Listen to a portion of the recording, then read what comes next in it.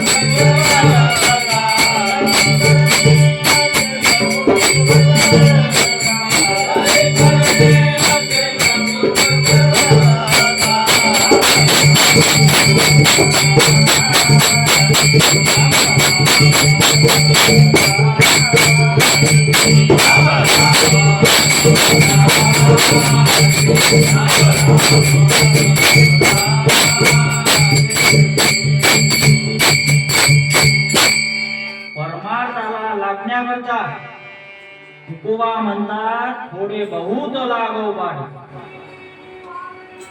पण स्त्रीमध्ये अन्ना धना जीव राहिल्यास आपला जन्म त्या वासनेमुळे तसाच जन्म होतो.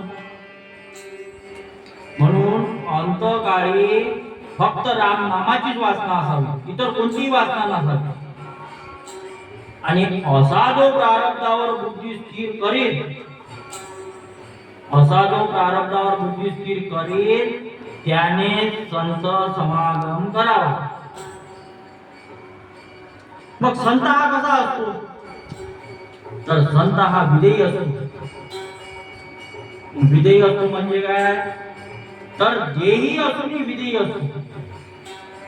म्हणजे देहाची कामे बरोबर, जाती धर्म निरपेक्षता वगैरे व्यवस्था हा बरोबर करतो.